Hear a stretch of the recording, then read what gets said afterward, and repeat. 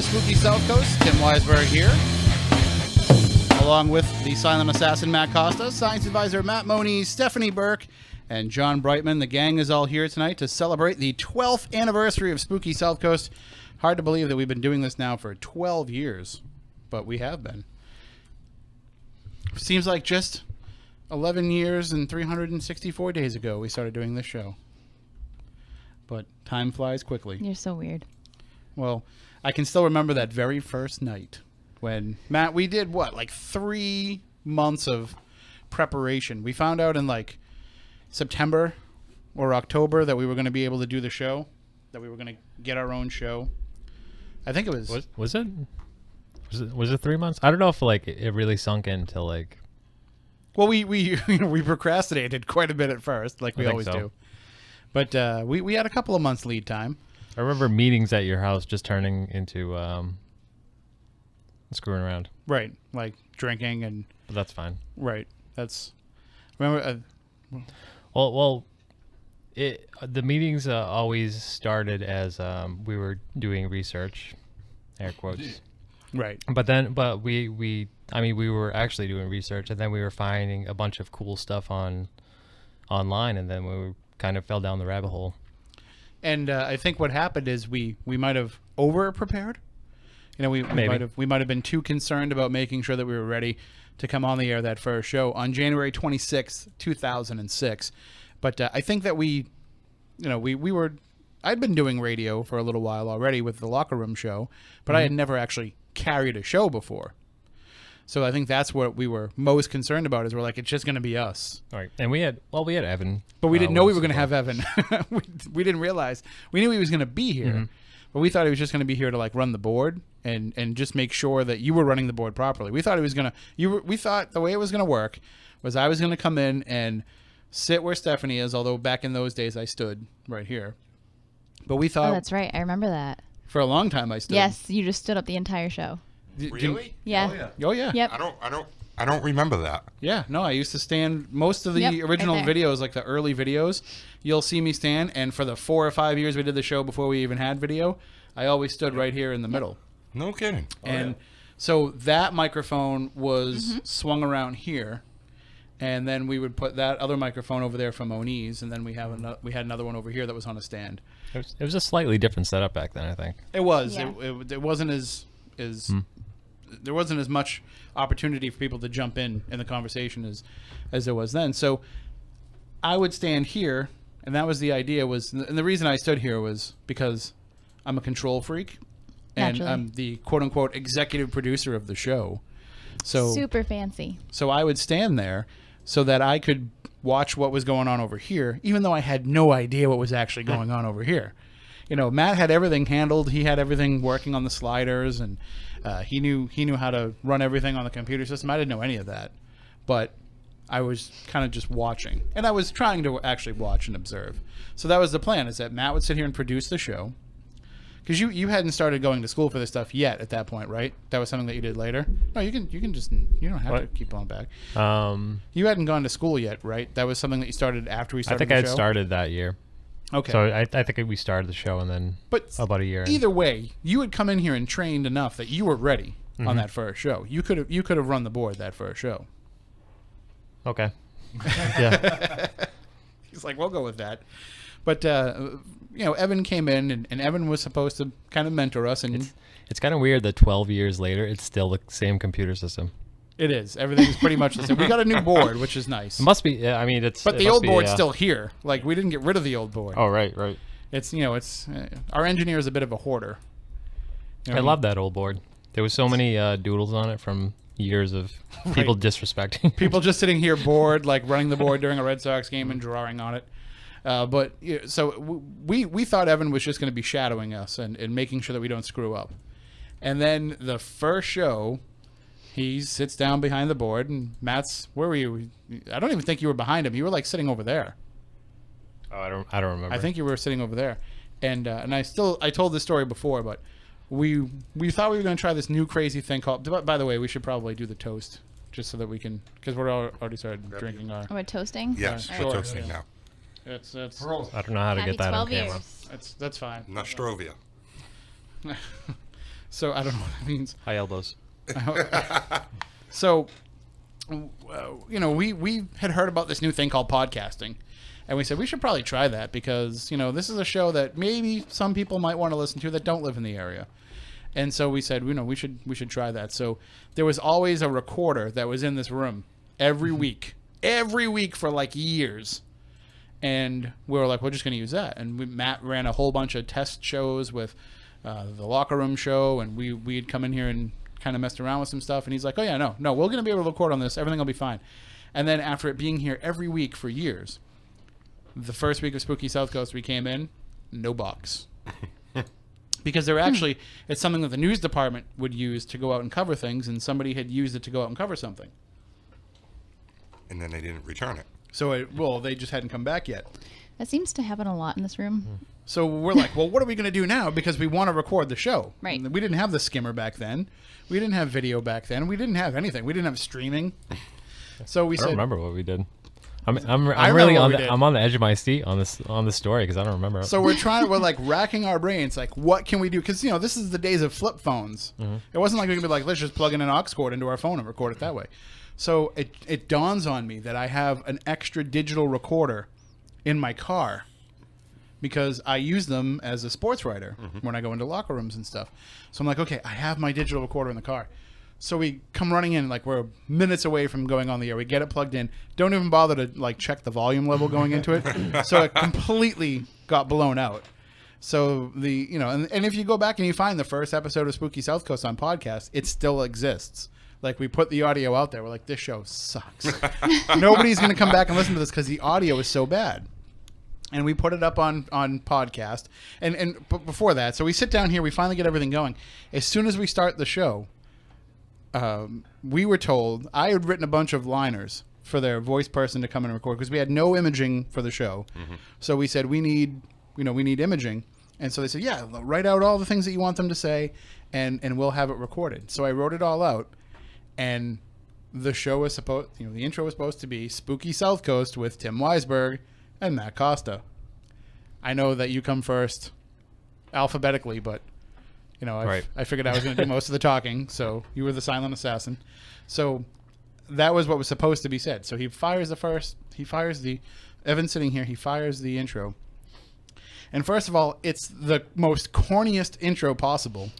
Wasn't there Scooby-Doo stuff in there? Or was that... I don't know. Was that our first promo commercial? Might have been the first promo, right. Is that the one where it's like, if you're a fan of Ghost Hunters or Scooby-Doo... Right, because I know that was not approved by us. No. Nobody asked us. We had no idea. They weren't like, hey, is this cool if we air this? Nobody said anything. Yeah, because they were just like, yeah, we're just going to air it. That's not the vibe that we're going for. It was like, yuck, who wants to listen to Ghost Talk? These guys think ghosts are real. Tune in and listen to how crazy they are. Right. No offense to whoever wrote that, Pete Braley. Like, no offense to whoever wrote that, but so we're expecting like a cool intro. Like, what kind of music are you looking for? I don't know, something like rock, something with a creepy vibe, maybe, something. And what do we hear? We hear not even the original version, but a knockoff version of the Addams Family song, and it's So you're listening to Spooky South Coast with your hosts Tim Weisberg and Evan Russo. They didn't even put Matt in it. I'm like, what? Well, where'd this come from? Because you were only supposed to be here for like the first week. Where'd this come from? And I was taken aback by it, but we started the show anyway. And if you ever go back and listen to those old shows, you can tell like I was kind of getting nervous before we went on the air because, welcome to Spooky South Coast. And I sound like I'm like gasping for air more than usual, more than just being a fat ass. This was actually me like almost panicking a little bit, but we made it through and we put this show up. This terrible show. I mean, the content was good. I'm sure my questions were terrible, but our guest was Keith Johnson, and of course Keith's giving us great stuff. So we're just like amazed that the show is going so well in spite of us. And so we get the recording and we listen to it and I'm like, oh man, this whole thing is way too hot. It's blown out. Like, we really shouldn't put it up there. Oh, let's just put it up there anyway. Because at that point we're like, we paid the $9.99 for the podcasting. We might as well use it. And we put it up, and I think it was like over the first couple of days, we had 100 downloads. And I was like, man, look, people are listening to the show. 100 people downloaded the show. And we got, and we had said for anybody that downloads the show, like, email us, let us know where you're listening from. And I think it was Japan was one of the first. I think Japan was first. And then it was an American person living in Japan. And then we started getting stuff from all over the world. Norway, Germany, Kazakhstan. We got Kazakhstan hits on our website. I know there was a... which turns out it was probably just like some sort of spam farm. The one that always sticks out in my head is the ambulance driver from New Zealand, or... Who was it? I don't know. She emailed us a few times. She was from Australia. It might have been in Australia. I get those confused. I know, like, it's not something few get confused. I've watched Flight of the Conchords. Right. You know they don't like it when you get confused. They don't. But we did have New Zealand, though. We had New Zealand. We had Australia. I mean, we were back in those days. Like we were all about the website. Right. And Matt and I had never had a website for anything before, or at least not a real website. You know, we had like Angel Fire sites. Right. I don't know if you ever did, but I did. I had a web TV site as well. Oh, did you? Yeah, back when web TV was a thing.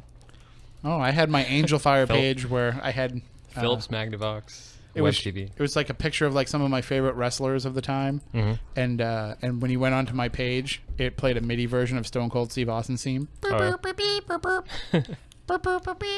even had like the little glass break. I had Tales from the Crypt stuff. Ooh, that was good. We should have put that on Spooky. Now you guys realize I still use a Netscape account, right? Yes, we do know that you still use a Netscape account. That's because you're special. That's long been a. He's like, I don't know why I don't get these Spooky Crew emails. It's because Netscape doesn't recognize them. They're over 5 megabytes, so Netscape's like, nope, no, it doesn't fit the free service.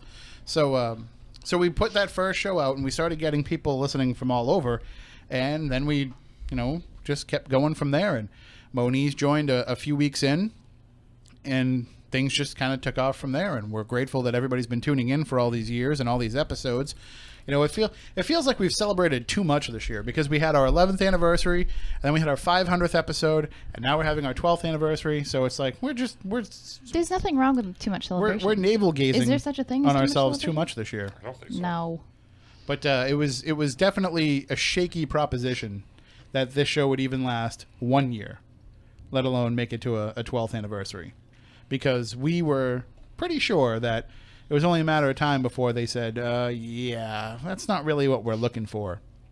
It was helped by us, I think, by the fact that at the time, the program director that was in charge of everything at the station was doing a weekday morning show from like 5 a.m. He was getting up at like 2:30, 3 o'clock in the morning every day. So I think the last thing he wanted to do on a Saturday night at 10 o'clock was listen to the radio. So he might have turned on the first one just to make sure like we weren't swearing or anything. But I think for the most part after that, he was like, nope, I'm not going to spend my Saturday nights listening to Spooky South Coast. This is my one night to actually get out and go out and have fun. He was like, they got this. And they didn't have the ability back then to go back and listen to the stuff, because we didn't have the skimmer and we didn't have streaming and we didn't have all this other stuff. So we kind of flew under the radar for a number of years. And, we knew our place, I think it was, 2012 when we showed up? No, 2011, I think, because it was the year before the 100th anniversary of the sinking of the Titanic.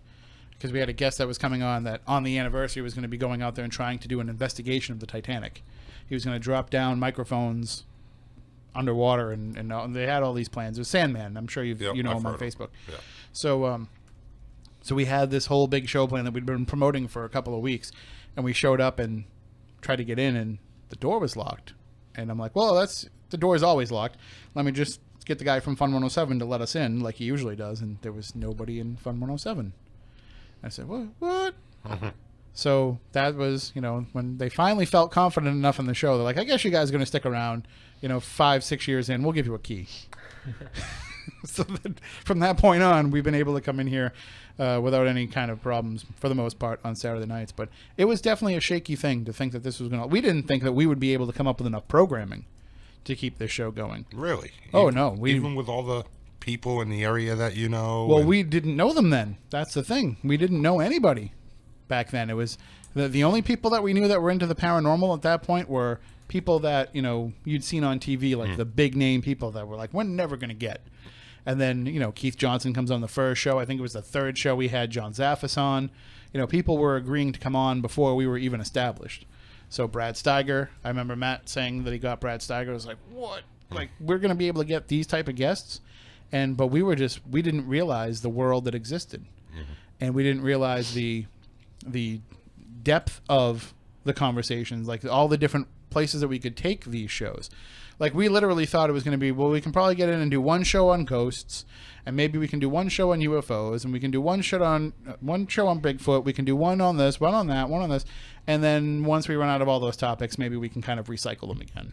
We didn't realize that it was going to be something where we could have over 500 shows and, very few repeat guests. So we were just happy to get the chance, because I'd always wanted to do radio. I got the sense from Matt, we didn't really talk about it, but I got the sense that Matt was excited about the possibility of, doing this, turning this into something. And I just figured if we don't screw up, then it just makes us more valuable. Maybe they'll let us do other stuff at the station. Maybe we can get out of this crappy diner that we work at and not have to flip eggs and burgers every day, and we can work in radio for a living. And it took a while before, we felt like, okay, this show, we got told at the very beginning from Evan, what did he say? That if we lasted 6 months, we could consider it a successful show. Right. And so when we hit that 6-month mark, we were like, okay, we're doing all right. That was, June. And at that point, we're bringing on cast members from Ghost Hunters. I think, by that point, we had Kristen Garland on, I think. Yeah. The first year, right? Mm-hmm. Brian Harnois came on, and we had Lisa Dualaby on. We did that great show where it was Angels versus Demons. And we had Keith on talking about demonology, and we had Renee, who was the angelologist for TAPS, talking about angels. That show was, I forgot about how good that show was. We should put that up as a classic spooky sometime. But we took chances, and we did some things, and we had ideas, and I think a lot of those ideas have kind of evaporated over the years. I think we've kind of become complacent, and I don't think we take those same chances anymore. And I want to do more of that stuff. I want to take more of those chances, because those are the shows that get you excited to come in and take part in.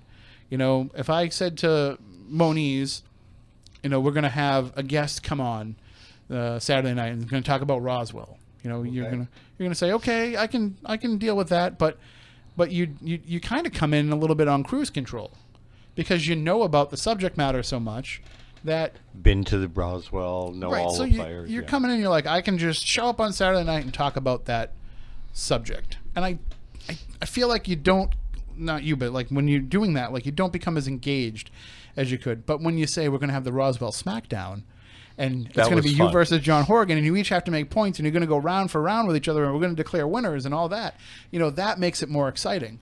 Right. And I think that makes it more investing for us and more investing for the audience. And those were the shows that when we started doing that kind of stuff, that's when I said, okay, now we're going beyond just what somebody can learn from a Wikipedia page.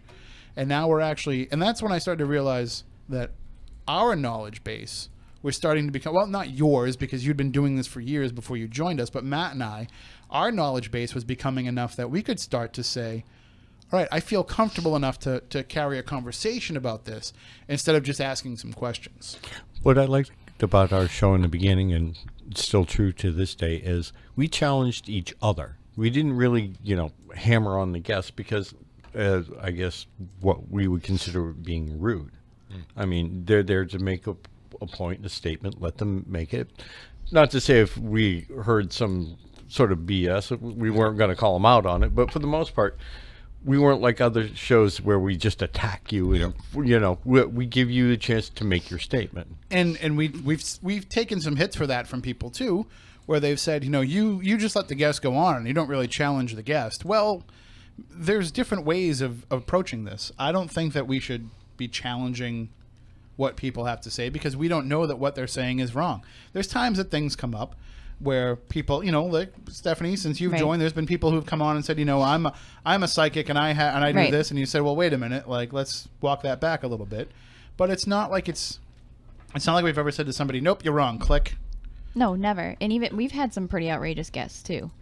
at least since We- I've I been mean, listening, we and let- since I've been on. I've heard some crazy guests. We let Jesus go for We 2 hours. We let Yeah. Jesus, no, we let Jesus go for over 2 hours, and we had to end it. We went over that because it was just so crazy. But it was a good show. Yeah, it was you know, entertaining. I mean, you've been angry before, but that might have been the only episode that the two of us were so angry our blood was boiling. Yeah. And it takes a lot to get me there. But that was Hey, forget about it. Jesus, he's a made guy. Yeah, Jesus was a hustler. So that was an interesting situation. But we've never told people, no, you're wrong. We've never allowed people to, come on and berate somebody else, or we've never let somebody come on and talk badly about someone else. We've never allowed that stuff, or give opinions that might hurt other people. There have been shows where there's been controversy. Right. And where we've addressed Which is fine. controversies, because in some ways, this show being on broadcast radio, terrestrial radio, we should be doing this show from the perspective of, let's assume that our audience doesn't know anything about the paranormal. Correct. But at the same time, you have to say, well, but we also have this loyal following of thousands and thousands of people that listen every week that have been with us through this entire 12-year journey. And we have to think that they're just as knowledgeable as us at this point, or as our guests, or as anybody else. So we're in a very weird position that a lot of quote unquote paranormal shows aren't in. Right. There's shows that are just out there putting out the radio product, and they don't have to worry about serving this, sophisticated audience. If they're part of it, fine. They love it. They welcome it. But that's not who they're broadcasting to. And then you have the podcast audience that says, well, we know that this is a direct thing that only people that are into the topic are going to go out and find. And we have to kind of serve both masters. And we've sometimes we've failed in doing that. Sometimes we've gotten way too inside on topics. Sometimes, we've talked, if you've noticed over the last couple of years, listeners, we've gotten away from shows where we talk about and dissect things that are, for people in the field, for people that are in the paranormal genre, in the paranormal community. We've gotten away from, talking about, well, there's this thing going on in the paranormal world right now, and let's talk about this. Like we've drawn it back and put it a little bit more broader. And we still, from time to time, will dive into that, but it's just not an every week thing. But there was a while when we said, hey, if we're getting this audience and we're getting thousands of people listening every week, and that became tens of thousands, and, it just grew from there, that, maybe we have a responsibility here to be a voice. Right. And so we would get involved when there was drama, which for those of you who are in the paranormal world know that drama is a constant, and it doesn't change and it doesn't go away. And so we started dipping our toe in that water. And Matt and I remember doing a show, we recorded it in my house, in my office, where it was how junior high has the paranormal become. And we were we were waving the flag of para unity that night. We were hashtag para unity before there was such a thing as hashtags. Like, we were waving that flag. And of course now we've totally changed our tune because there's no need for that. That's garbage. Just let each other do your own thing and respect each other. And just, you don't have to agree with everybody. Right. It doesn't have to. We don't all have to be friends. I hate most of the people that are on the show with me, but for one night a week, we can all get together and hang out. Well, I like Moniz and I because he brought the champagne. So I'm just kidding. I love everybody here. But we realized that, we had this platform and we needed to kind of use it as a voice to, say something about the things that were going on. But we would never just take a side in a controversy. Right. We would never just say, let's just give a platform to the person that we agree with and bury the other side. Right. And I can still remember some of the controversies that came up over the years. One of the first controversies we addressed, this is 2007, 2008. One of the first controversies was TAPSCon. Yeah. And aside from all the other controversies that kind of surrounded some of that stuff that was going on, we had, I guess, if we want to give it a fancy name, we had Pantygate. Oh yeah. What? Yeah. Wait. Long story. No, we're gonna recap this story. Hold on. Yeah, because I don't remember hearing this one. This is not. I was part of it. This is not the one I was present for. This does not have to do with the thong that had Moniz's face on the inside. That was. Listen, I don't want to know about that. I would rather throw up everything I've eaten today and poke forks in my eyeballs before we talk about that. I'm talking about I'm talking about the first Legend trip, that Pantygate. Nope, no. That was never That's addressed. a whole other one? That was never addressed on the air. All right, awesome. So continue. Carry Nor on. can it be. Sorry, No. listeners. Now that Stephanie gave you that tease. But P.S. It had nothing to do with me. why are you looking at me like I'm you don't dying know? to know what this one is I was about. saying, We but you know probably the other already one. told I don't you. You know the second Pantygate, the one she's referring Yeah. to. No, I don't. All right, we'll tell you that off there. Yeah. But Well off the air. Yeah. See, the So good. Pantygate was, so you had arranged, I guess for TAPSCon, you had arranged for Blue Oyster Cult to be part of this event. Correct. And, And a few other rock and rollers, yeah. so this was you and some of the TAPS people and some of the attendees, and I guess some of the band members were kind of all just hanging out Well, there were a afterwards. number of parts of various bands, yes. But this was after the convention was done for the day. This was Done like for a the day, private yeah. party Yeah. thing. And so this was just you and all this group kind of relaxing, celebrating a successful event. It was pretty much, the founders of the organization for TAPSCon, various members from various bands, and a lot of the volunteers that were working. So we all met up at the presidential suite where the organizer had their room. So we were up there for, opening champagne and drinking this and that and eating all kinds of like cheesecake and whatever else because people were bringing all kinds of gifts. And you know how bands have swag, right? They hand out shirts and hats and things like that. Well, one of these merch. yeah, basically. Merch, Yes. swag, whatever you want to call it. One of these bands had shirts, hats, and was giving out underwear and panties. Why not? It's not the first time I've seen Yeah. gimmicks like that in Right. bands That's use. what it is. It's Whatever. normal, everyday Right. junk that bands hand Sure. out. And by the way, usually when you give these underwear out, it's not like women are walking around wearing them. So like you're going to meet up with this girl on whatever the 2007 version of Tinder was, and she takes off her pants and she's wearing a Blue Oyster Cult thong. It was something that like you hang from your rearview mirror. Yeah. It's No. So I gotta, No, stop. I gotta No. raise my hand on that one because back about no. 2010, decided to have Vinny Yeah. print some up for me with NEPR was here on them. right. Gave them out to a bunch of people. I happened to be at a convention one day, and some girl come up and look what I got, and she was wearing them and showed me. Oh well, I mean, sure, it does happen, but these are like a kitschy little souvenir-y thing. Okay. Yeah. That was the idea. It wasn't somebody's private Why are you underwear shaking your head? Because I can. that they were wearing. No. I mean, but to get back into what had caused the whole I was gigantic going to say, stir. what's the problem? Let's get to the problem. The problem was, like I said, this band was just Yep. throwing them out of the bag at everybody, and people were putting them on their heads and putting them on, being goofy because we're all half in the bag. Mm-hmm. So, and people are taking pictures. I'll let you take it from there, Tim.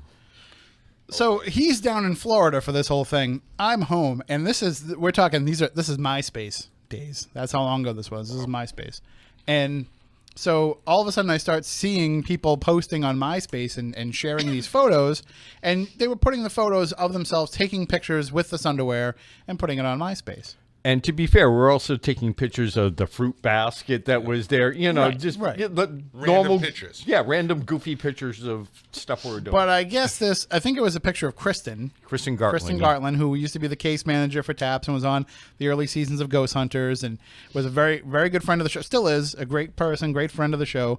We love her to death. And so there was a website that started sharing these pictures and said, this is the kind of debauchery that's going on at TAPSCon. This is what they're taking your money for to be able to do after hours. And the story, I guess, had gotten to this website of Kristen had taken off her underwear and was passing it around the room. Oh, yeah. And everybody was taking pictures with Kristen's thong and all this stuff. And it was not what the case was at all, but that was the story that was portrayed that went out there. The name of this website, what was the name of that website back then? I think it was something called Who Forded. Uh-oh. And it was run by our friends Greg and Dana Newkirk. Uh-oh. And so, because this is the site that they used to have when they were different, and they talk freely about it. Greg's been on this show and talked about it, where they've done a 180 from the way that they used to view things back then. But back then, their job was to satire and poke fun and to call out and to they hold to the fire anybody that was a quote unquote para-celebrity. And so they posted this whole story and it turned into a whole big thing. And that was one of the first controversies that we ever addressed on the show. And we had Kristen on and we had Greg on. And, at the end of it, it was kind of like, okay, we made a mistake and, we'll take it down, like all that kind of stuff. Like we kind of, bridge that gap a little bit. And that's when we said, hey, wait a minute, we could do this a little bit more. Because people like to go on the radio and share their stories and share their side of things. And if we can get both sides to come on, maybe we can get some common ground between them. And it kind of became something that when there was a controversy, people would come to us. Yeah. Because they knew that they could come on here and have their say, but not be judged for it and not have to worry about us taking a side. And sometimes they would try to get us to take a side, and we would say to them, listen, the only way we're going to do this and talk about this is if we can get the other side on. And there's been many controversies that we tried to address that we got one side to agree to come on and the other one wouldn't, and we said to them, we're not covering it. So because I come from a journalistic background, that's what little spotlight I've had on myself has been for journalism. And I'm not going to betray that by suddenly becoming paranormal shock jock on the radio, so that when I go and cover something as a back then as a journalist, as a writer for the newspaper, I don't want anybody to think that, well, I heard you on the radio and you were definitely hammering this other side and you're not fair and balanced, so I don't want to talk to you about anything. So I was always very conscious of that and aware of that. So if we couldn't get both sides, we didn't want to talk about it. Sometimes we would get we'd get a statement from the other side, maybe. Yeah. Sometimes we would get to the point where, somebody would say to us, I don't want to come on, but here's what I have to say, and I don't care if you read it. And we've done that enough to show that we at least reached out. But and even then, we wouldn't let somebody come on from the other side and just hammer the person that wasn't there. We would say, hey, they're not here to defend themselves. Let's kind of just keep it to not personal attacks. But I remember we covered there was a very big dust up at one point between Aaron Houdini and the Booth brothers. Yep. Mm-hmm. And we let both sides have their say in that matter, and it turned into a thing where they tried to keep bringing it back to the airwaves for the next 2 or 3 weeks, and we're like, no, we're done with that. Like, we're at the point, nobody really cares that much except you guys. Mm-hmm. So you guys have to work this out on your own. But we had, we've talked about it before, that episode where there was, because we've become kind of protective of the paranormal in this area and about the history of this area. Yep. And we've had shows where we've gone to bat with some guests about some of the stuff that they've said. For example, a few years ago, there was somebody that wrote a book about King Philip's War. Yep. That knew really nothing about what he was talking about and had a bunch of wrong information and really had just decided, I'm going to write this book and nobody's going to call me out on it because nobody really knows about it. Not realizing that at that point, we'd already been talking about this stuff for 9 or 10 years. So and been to the actual location and had researched it and had invested a good part of our lives into this, probably more than this author had. And so we had to call him out because he was just misrepresenting everything. And so we've had instances like that, but we had one episode where, as being protectors, I think, of the history of the area and being protectors of King Philip's War, there was this big controversy that brewed years ago about a board game company that was coming out with not a board game like Monopoly or Risk or anything like that, but like a game like Grant Wilson makes. Mm-hmm. These games where, Matt, is there a name for those, like Warhammer and all that kind of stuff? Is there like a name for? No, but I guess they're just adult board games. Yeah, I mean, they're more geared to adults. They're very involving. They take hours to play. It's a board game. There's a board there, but it's not like something that you would play with. Milton Bradley. Right. You wouldn't play it with a bunch of 9-year-olds. Right. And so there was a company that was making. They make the Ouija board available for 9 years old. Well, that's different. Summoning demons is different than trying to play characters in King Richard's King Philip's War. That's a whole different show. So they actually were putting out a King Philip's War board game. And that had raised the ire of some of the Wampanoags in the area. And there was a professor at one of the colleges, I think it was Rhode Island College, who was taking exception to this and was calling out the board game company and blaming them for cultural appropriations and all this kind of stuff. And it was a huge controversy in the media. And we were, this was something that was picked up on mainstream news outlets, and So we said, well, let's see if we can do something about this. We didn't think we were going to solve anything, but we just said, let's do a show on it where we can focus on it and let each side have their say. And we went into this with no dog in the fight, no decision one way or another. I mean, we were kind of interested in seeing if it became a game, like we wanted to be able to play it, but we weren't really saying like you're right or you're right or you're wrong or you're wrong. And so we brought on the board game developer, the guy who was kind of writing the game, and we brought on the professor who was speaking on behalf of the tribes and was the opposition party for this. And we had the two of them on the show, and over the course of 2 hours, the board game company was saying, well, we were going to do this, and then the professor was saying, oh, I didn't realize it was going to be like that. And then the professor saying, well, here's what our concerns are, and the board game company was saying, well, we didn't realize that people would be upset about that. And so over the course of a 2-hour discussion, by the end of the show, they were working together. Wow. By the end of the show, the professor was going to help the board game company manufacture a historically accurate version of the board game. And the board game company was saying, like, we never wanted to appropriate this in any way. Like, we wanted to represent it correctly. And the professor was saying, well, we didn't realize that you were trying to teach history here and not capitalize on what our people went through. And just that conversation was enough to make them kind of come together. And I don't know if the game ever ended up coming out or not, but the bottom line is, by the end of that night, we sat back and said, hey, wait a minute. I think we just did something here. And so that was kind of always in the back of our mind when we would have things that didn't work out. We were told when we wanted to do a show on the history of Plymouth and Plymouth ghosts the first time, we were told, listen, there's a couple of ghost companies and a paranormal group in Plymouth, and none of them get along. Like, they're all in competition with each other, and they stab each other in the back, and you don't want to get involved in it. Just pick one and write it out. And well, that's not really fair. If they're doing different aspects of the tour and they have different approaches and whatever, it's not really fair. And I was told, don't put them all in the same room. So what did I do? Put them all in the same room. And this is one of the early video shows, so you can actually see video of it. And we brought everybody in. And at first, things were very tense. By the end of the show, they were all friends, and they were all looking for ways where they could kind of work together while still maintaining their own individual businesses. But how can we do this in a way where we're not really competing with each other, but kind of enhancing what each other does? And so I don't want to say that we made an entire town's ghost tour industry change for the better, but I think that we did.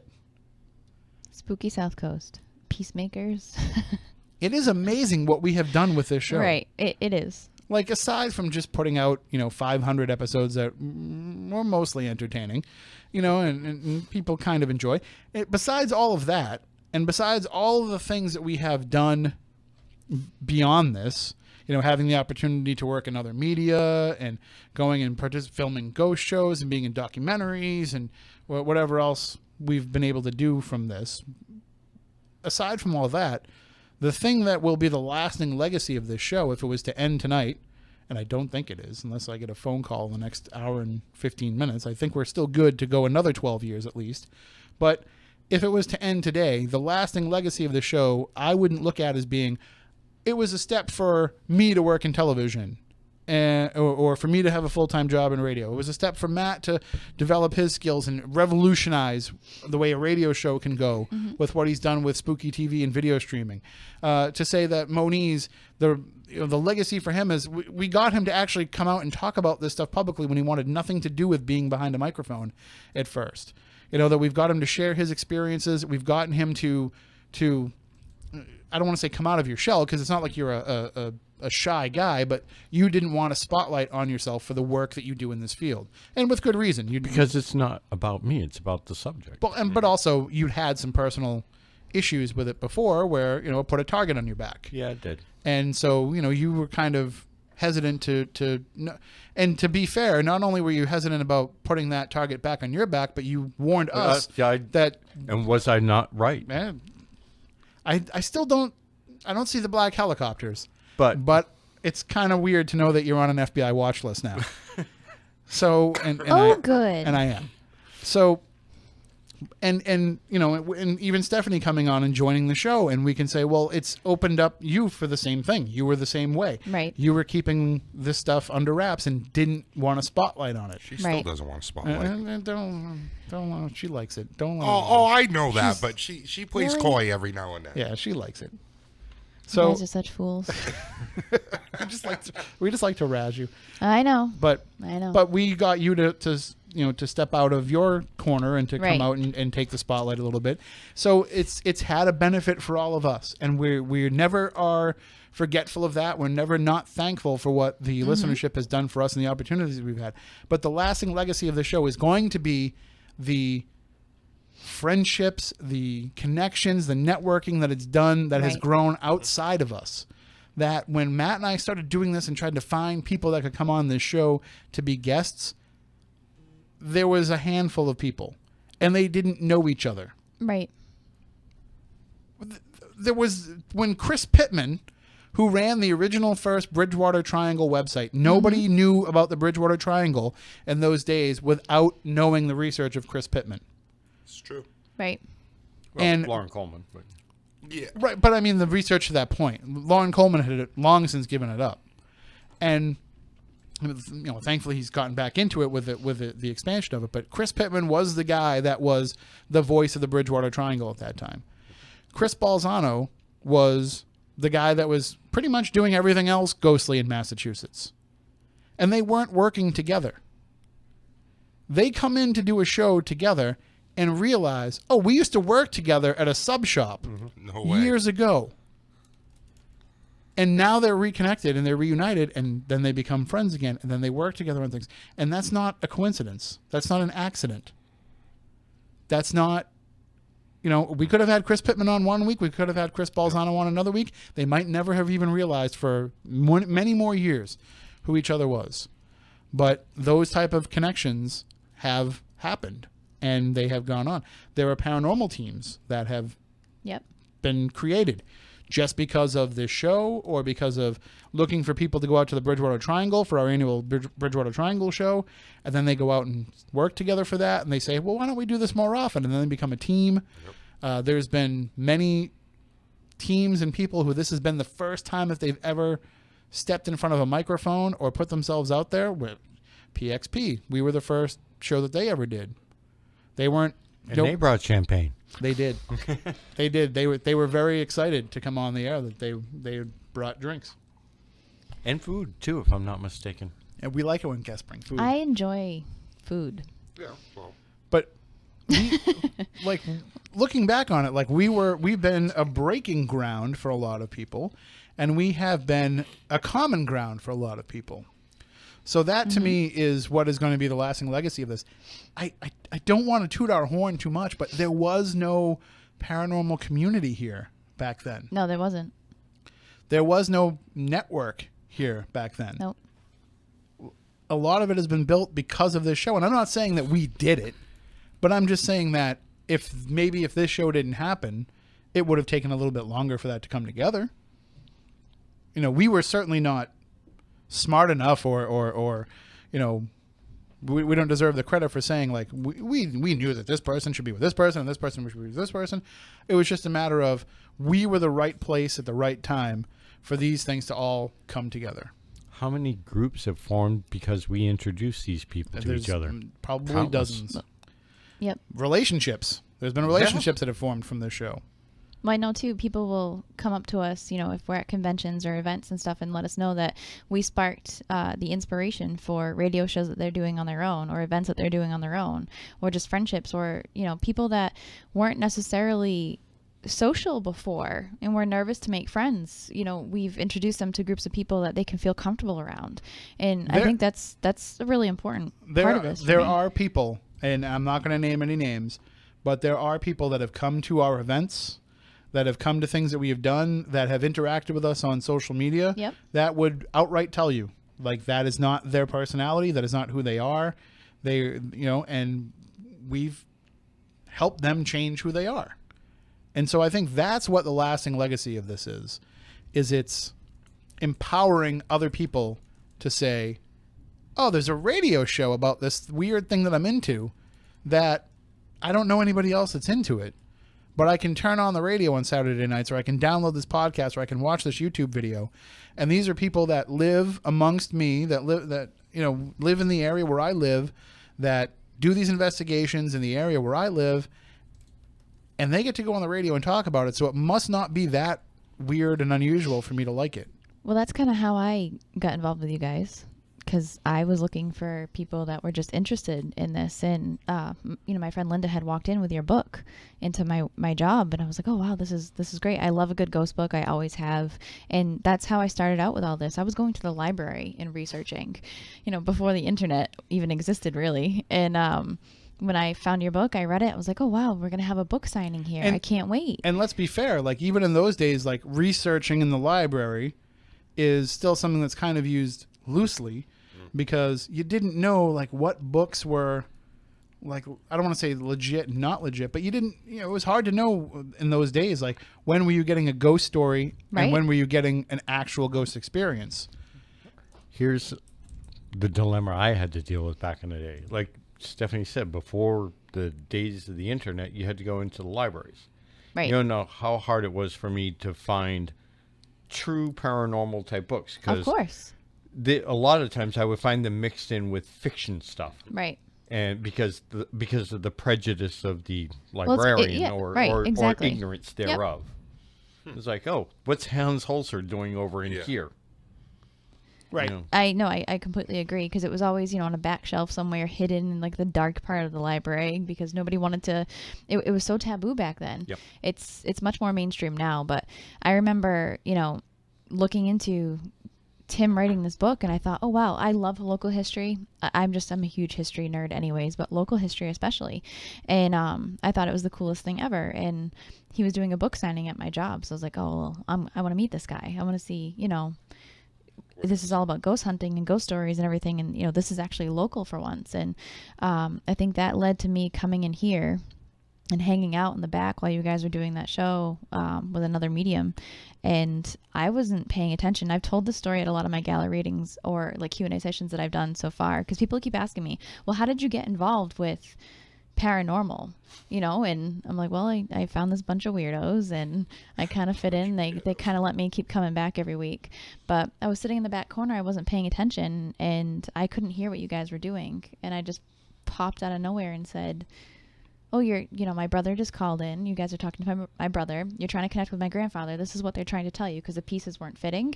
And I just went back to looking at my phone, and I didn't realize what I had done. And I remember on the way out, Tim, you stopped me and said, when you decide to finally come out of the closet and stop hiding your abilities, I want to be your first interview. I didn't know what that meant until you sent me a private message and said, do you know what you just did? What was I your first interview? Yeah. All right, good, because I would have been mad if you gave it to somebody else. I would have been like, out! Still executive producer, get out. Get out. No, you were, because I came back on it was probably a while afterwards, but I had done readings. This was the first radio show and the first time I've ever done any type of readings over the radio. But you had been to a number of our other little investigations and things we had done. I had only gone to one. No, I'm talking after that. You did hang out with us, and I did hang out with you guys. Oh yeah, you're right. I liked you. We definitely became friends before we brought you on the show. Right. Yeah, it wasn't like it wasn't like we had you come on and then we waited like 6 years. Right. And then said, hey, you remember that girl? We should see if she wants to be part of the show.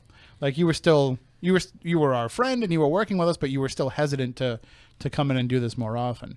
And we just decided at some point, we said, it's just three guys talking to ourselves over and over again. Right. And we need a different perspective. And people said, oh, you brought in Stephanie because she's a woman. And, it's good to have a woman on the show. And that's part of it. Right. I mean, part of it was good to have a female voice and just a little something that sounded different. And a perspective that could be different coming from a female. But we brought her in more because she's a psychic medium and because we were just scratching our heads every time people were talking about that. We're like, oh, no, we don't know how this works, so you have to tell us. And so by having her come in, she was able to kind of help us and ask better questions of people that come on that have those abilities. And she looks at things from a different perspective as a researcher and as a reader and as somebody who is, I'm not saying because of her abilities, I'm just saying as a different person. Mm-hmm. So she brings in fresh perspectives that we were needed. Now we need to, when we look at things, we need to look at a variety of angles, because we say, well, this is something that, if we talk about this topic, Stephanie can look at it from this way, and Moniz Right. can look at it from this way. And so now it gives us much more of a reason to pursue a certain topic. Whereas before we might say, well, we could do that show, but we're probably going to screw it up. And there were some topics where we did that. Like, we would never have, as big as a show as it was and as Right. important of a guest as it was, we never would have had James Van Praagh on if you weren't here. Right. Because we never would have felt like we could do it. And as it turns out, we would have been wrong because we did fine. He was such an awesome interview, and he talked about anything. It wasn't just, this is who I am, this is what I've done, and that's it. He was talking aliens with us by the end of the show. You must have loved that. Oh, yeah. Well, it wasn't my fault. It was Moniz's fault as usual. But that was just a great conversation. He's just an amazing person. But that, I think, I'm not saying I made the show better, but Of course you did. I enjoyed coming on and giving you guys a different perspective and being able to hang out with you guys, because we have a great relationship. We have a great dynamic, and coming here every week and talking about all things weird. I hope that somewhere along the line, or we continue to help weirdos like myself who didn't know that we all existed, and we all, became friends afterwards and really educated the public on strange things. One big, happy, dysfunctional family. Pretty much. Absolutely. Well, we have about a minute to go before we go into the news. When we come back on the other side, we'll talk more about some of our, Right. We'll talk about ourselves, because we like to do that, and we don't do it very often, really. Like, we don't sit here and pat ourselves in the back that much. So we're going to continue to do that tonight. But we also want you to call in and pat us on the back as well. 508-996-0500. No, for real. If you want to call in and let us know, how has Spooky South Coast helped you? What has it meant to you? You can do that. But maybe you just want to talk about some other stuff as well. It doesn't have to be all about how awesome we are. Believe me, we already know. Yes. It's what we're going to be talking about at midnight when we go off the air anyway. But if you want to do it now, we can do that too. Again, 508-996-0500, 877-996-0500. Hopefully people realize I'm just very tongue-in-cheek about all this. All right, we'll be back with more Spooky South Coast coming up in just a few moments here on WBSM.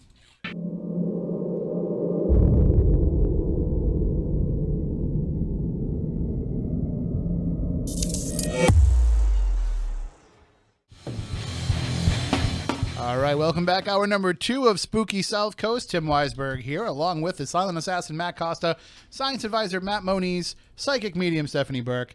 Should I start throwing that in the? Do you like that? You in there? could. It's fine. That's the you first like it? time you've done that in I just felt 4 like years. you don't have anything to add in. I know. And we always say that we're going to give you a nickname, but But you've is been that saying okay? that forever. That's fine. I don't. You can do I feel that. weird doing it because I know. it's like oh, she's just here because she's a psychic medium, but that's not why you're here. No. That being said, call in right now for a free reading. Oh my God! Can you Put imagine? you totally on the spot after you've been drinking all day. Thanks. Out me on that too, huh? Well, look, people see it. Well, They yeah. know. They know we're But drinking. I haven't been drinking champagne all day. I'm drinking the rest of I yours. might have hit a couple wineries today. For You do 2 what you weeks have in a to. row. Stop it. Well, Wait. the other one was a wine festival. When is champagne not a wine? Well, I'm just saying I haven't been I don't drinking know. I'm not champagne all whining day. about having some. If I drank champagne all day, I'd be throwing up right now. need a haircut, That's though. that's not a long term. drink so much. No, yeah, no. That's why I gave it all to Tim. And I'm happy to drink it. And you don't go. worry, Fairhaven's Finest. I'm only having this one paper cup of Fairhaven's finest. I'll be fine by the time I leave here because I leave here many They hours actually later. listen to the show. They do. They No, I know. It's they're just funny huge, that he's huge apologizing. fans of the show. Much of law enforcement is in the awesome. area. Loves to listen to the show. Hats off to the guys in blue. Remember Absolutely. the night that you were driving home and I don't want to say you hit a deer. I want to say you obliterated a deer. Obliterated a deer. But Great. yeah. Awesome. Moniz hit this deer so hard with his car, he was picking venison out of his teeth. Ugh. That's how bad he hit this I thing. hit it doing 90. Why were you going so fast? Because he's Moniz. That's how he drives. That's just a jerk And it just move. jumped. I mean, there was no time to stop. It just jumped. I was on the highway, and it just jumped Ugh. right up from. And all I remember seeing, I had the moon roof open. This hind quarter ew, pair ew, of ew, legs ew, just No. tumbling over the top of the car. And Yeah. and You're lucky you just survived that. to give you an Yeah, idea I am, of the actually. damage, the radiator was up against the dashboard. I'm sure it was. Oh, yeah. I And don't doubt Maybe if somebody and drove the speed limit. it even would be- after he had the car repaired, he was still picking out deer from the frame for quite a long time. That's insane. But but that night, that happened. It would happen to be a Marion police officer. Yep. and he was a listener of the show. Yeah. So he's taking Matt's name. Oh, Matt Moniz from Spooky South Coast. That's really funny. So But he did know the show, yeah. Yeah. Yeah, because hey, when you're out there driving around and they listen to shows like this, something that's going to keep them interested and keep them from falling asleep. I have plenty of cop friends that text me and ask me every single week, what's the subject or who's the guest tonight, and because they're going to be listening. Yeah, they're going to be in the 3 to 11. You got to figure they're doing the late night shift. Yeah. There's nothing really to do, so they're No, looking I'm for sure something there's that keeps nothing to do. I mean, in between the breaking In up between the the calls. call. Well, yeah, it depends on where you're working. But I know, like, the Fall River cops ask me every single week, and they have a high call volume, but they still tune in and they listen when they're driving around. So we're grateful for it. We have a Yes. call on the line. If anybody wants to call in, 508-996-0500, 877-996-1420. We will be happy to discuss whatever you want to talk about. It doesn't have to just be to tell us how great we are and wish us happy anniversary. Maybe you have a question about the paranormal. Maybe you have something that you want to share, a personal story, what have you. We welcome it all here. It's always open paranormal lines here on Spooky Right. South Coast. So let's go to the phones. Good evening. You were on Spooky South Coast. Mr. Weisberg, how are you, man? It's Brian. Hey, Brian. How you doing? Happy anniversary. Thank you, sir. Happy anniversary to your crew. I was going to call and ask a basic question you've been asked 1,000 times. What's the most time you've been scared? How scared were you? I want to ask a little bit of a twist of a question. All I right. want to ask about your dreams. How often are you guys haunted by what you discover, and does it still carry on? Well, speaking for myself, I will say that I had a lot more nightmares back before we started doing this work and doing this show, but my nightmares have definitely changed. It's no longer the things that I used to be afraid of. I used to be afraid of the dark before we started doing paranormal investigations. Now I'm not. I'm 23, 24 years old, afraid of the dark. When I turn the light off at night, I have to jump right into bed. But that's gone away. And my nightmares have changed. It's no longer just being scared of, what I might encounter or what it might be. Part of it's probably growing up. Now I'm afraid of failing and, not being there for my family, those kind of things. But I don't worry so much about, getting chased by monsters in my dreams anymore as much as I used to. Stephanie, I'm sure your dreams are still all about aliens. I don't have alien nightmares, no, but I Till think tonight. Yeah, right. stop it. What? Stop I it. remember a certain Stop phone it. call from somebody. You have I'm going to throw things at you. I have available objects here. Some are heavy. I think my nightmares stem from different places that I've been. Like you've been these places with me. And it I think it has to do with the connection that I'm making at the location or the case that I'm working on. I know the first time it happened to me, Moniz, you were driving up to the S.K. Pierce mansion with me, Yep. and I told you about my nightmare Yep. the night before, which was strange. I think we've all had S.K. Pierce Mansion nightmares. Right. That's- But as soon as we got there, I know I've told the story on air before, but Moniz, you haven't been here. As soon as I started talking to Edwin and Lillian about my nightmare, they stopped me and she finished my sentence and she finished the nightmare for me because she had been plagued by that as well. So that was really uncomfortable for me. And that was See, I was aware of what Lillian had been talking about. right, and I but you didn't didn't want tell to, me, I didn't want which to was contaminate. good. Yeah. But it's good that I had told you that before we had even Yes. arrived, and that really freaked me out. And did that explain the puzzled look on my face of what? Huh? Well, I was driving, so I couldn't Yeah. really see it, but that bothered me because it's that. I don't even know how to describe it, but I mean, you're going to a location that just proves that spirits that are active know that you're coming and know that they can enter your psyche in the middle of your sleep and communicate that way. And that freaked me out because that was before I had even arrived. I know it happens when I'm about to do readings, even for like a full day before a gallery reading, I'll have people come and visit and, try to give me information ahead of time. So I'll always have a list before I show up of information, people that have, tried to come through already. But, in my dream the night before, that was really strange. The other time I was working on a case in Rhode Island, and it was a brutal murder of a woman. And I was working with Andy Lake on this, and I went home and just heard awful screaming all night in my sleep, and like the events replaying in my dream all night. And I had to call him and ask him, like, are these the events that have occurred? And he had to confirm or deny, and it was all correct. That, you know, once I had gone to this location and we talked about going back to this location inside to further investigate it, that's when I started to have these nightmares of the events that had taken place, which was horrifying. And John, you actually are the monster that used to be in my nightmares when I was a kid. Like, I just remember this big hulking figure in my dreams. But I'm sure that you know, you've had some pretty terrifying experiences. You probably had some nightmares as a result.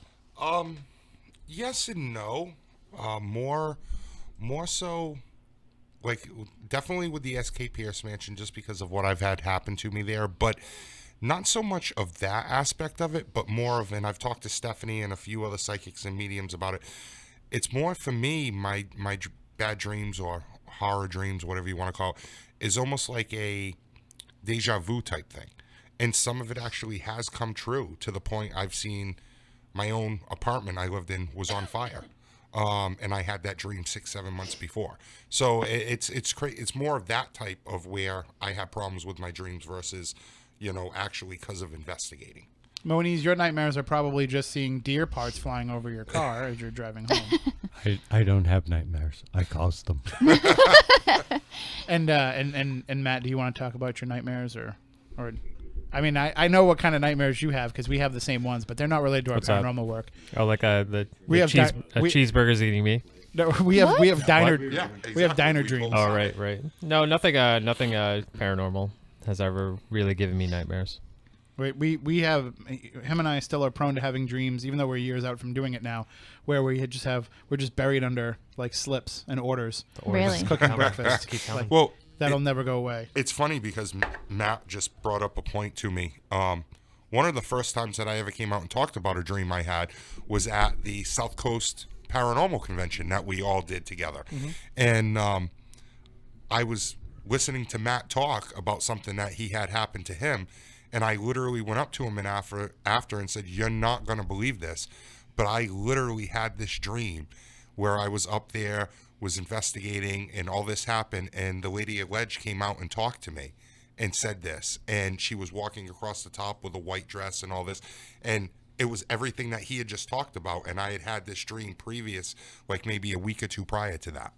And I want to thank Brian for calling in and for asking that question, because, you know, we don't really think too much about that kind of thing. You know what I mean? Like, when you're going out there and you're doing this work and you're talking about these topics all the time, as we said last week, Moniz said, you know, he was told and he shared it with us, for every step you take toward it, it'll take, we can decide how many later, but it takes steps toward you.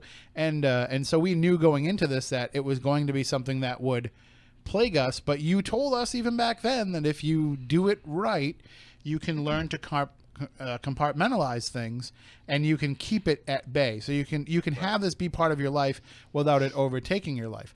And I think that one of the things that I've seen, and you guys can chime in on this too, but one of the things that I've seen is there are people that are in this paranormal world that let it become their entire lives, that they're only talking to people about this topic, that they're on social media all day discussing this topic with other people, that every free moment they have, they're running out and they're going and investigating, and it becomes all consuming. And you can tell when somebody is in that mindset. They're chasing the rabbit.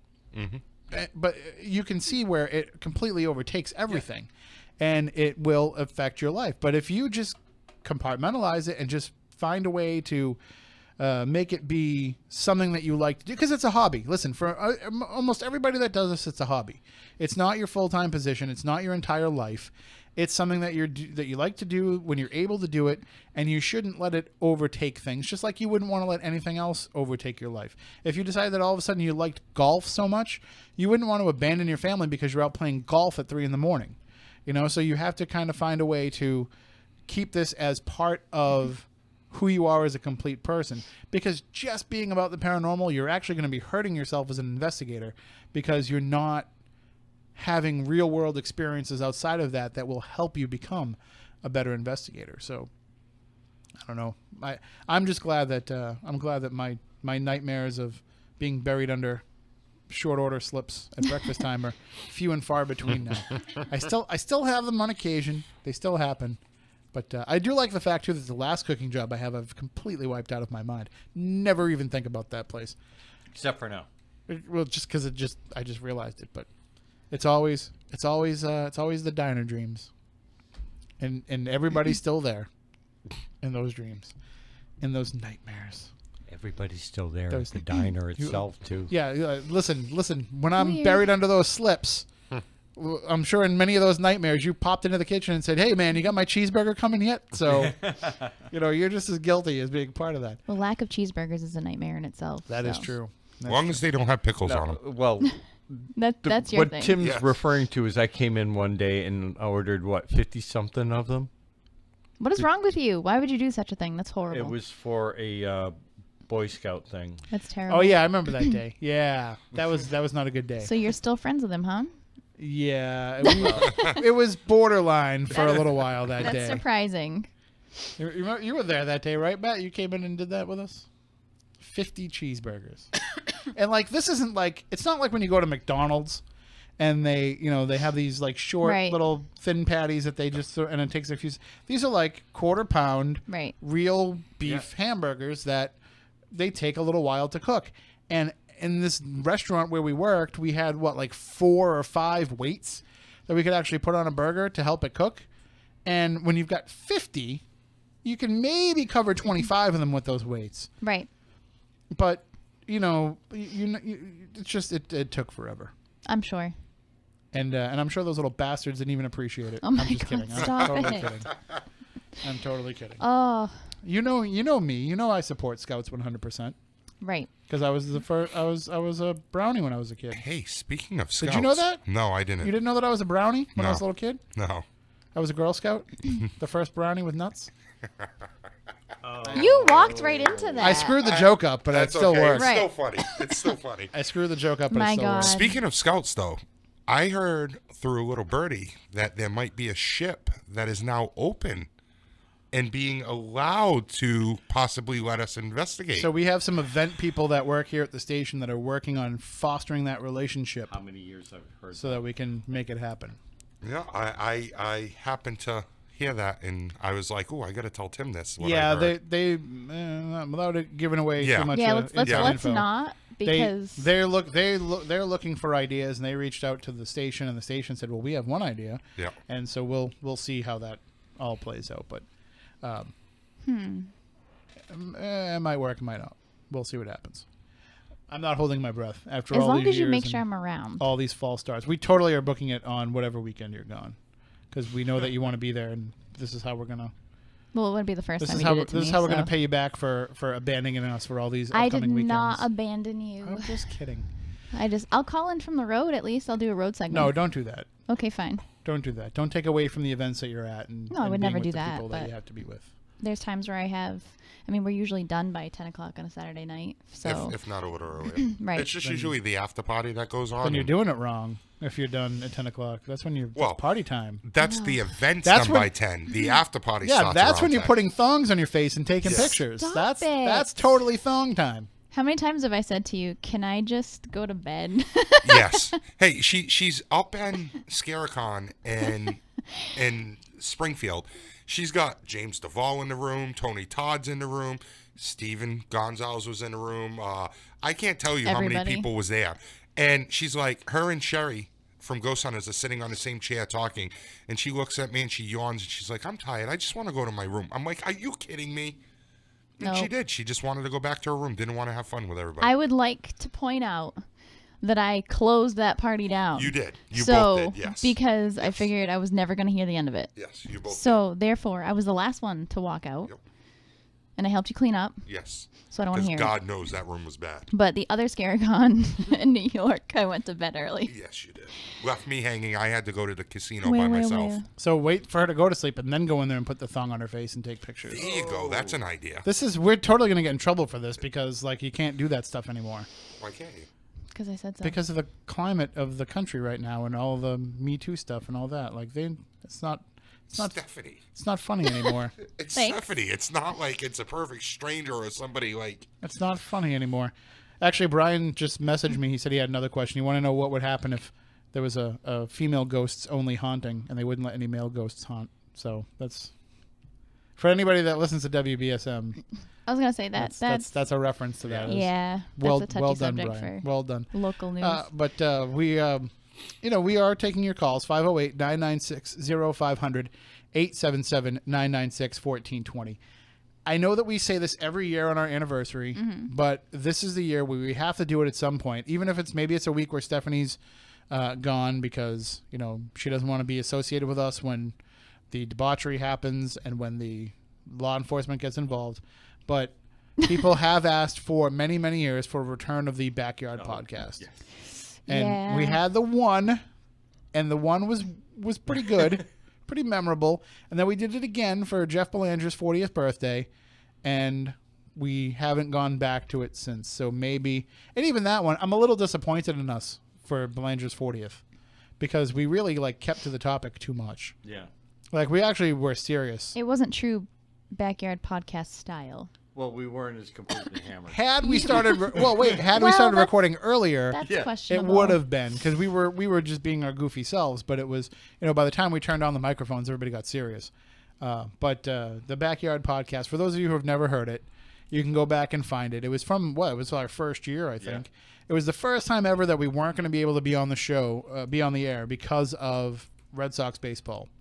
So we said we should do a show anyway. We'll record it. And we'll just put it out because at this point we're trying to build an audience, and we didn't want to miss a week because we figure if we miss a week, we'll lose momentum. Right. And so we had to put something out there. So in those days we had we still do, but we would use this portable equipment. It's been since replaced by now. We can just put in a headset and Skype and go. But we had the whole setup that we put out on a table in my backyard. We had the mixing board. We had the microphones. Everything's all going into a laptop and everything. And I said, I'm gonna make us some burgers. We're going to get some beers. We're was going to food drink involved? beers. Yeah. Why haven't we done this? Yes, we need to do this because I could bring the moonshine. No. Yes. So, yes. I refuse to drink moonshine. You don't have to Tim. drink it. You don't have to drink it, but the rest of us. Matt, you haven't had the apple pie yet, have you? That's good stuff. Oh, my God. I have some. You She gotta has have it. 2 jars at her house. I That do I've given not. her. I have like a gallon of it. It's like the. That's still. Yeah, she So, hasn't even yeah. opened it. It's been fermenting for a while. Wait, hasn't Still? even opened it. Moonshine. I know it's just extra moonshine at this point. So, but anyway, so we got together. We got some beer. I think we got Natty Ice, right? Because we went for Oh, the good God. stuff. Yeah. We got the good stuff. Well, at the time, the liquor store down the street from my house didn't really have a big Yeah. Selection. amount of choices. Yeah, and we didn't really have a lot of money either. So it's like, yep, Natty Ice. So disgusting. we got some of that, and we got some Jaeger and- backwoods. No, you want a Goldschlager. That was your thing. Oh, come on. Natty Ice and Goldschlager? That was What is what wrong was with there? you? well, Moniz doesn't drink very much. Disgusting. Is this a high school party?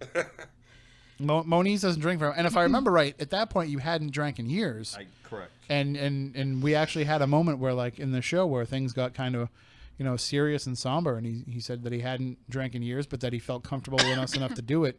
And then like he started going to beer festivals and stuff with us afterwards. So I think we just ruined him that night. Sounds like it. Coming from the person here that brought the champagne. Right. Yeah, you brought champagne. But- We've discovered that grape juicy juice Oh, yeah. cures your hangover. Oh, Pedialyte's the best thing for that. No, this had to do with the Oh. birthday party she had, and I got kind of lit before Lit? I came in.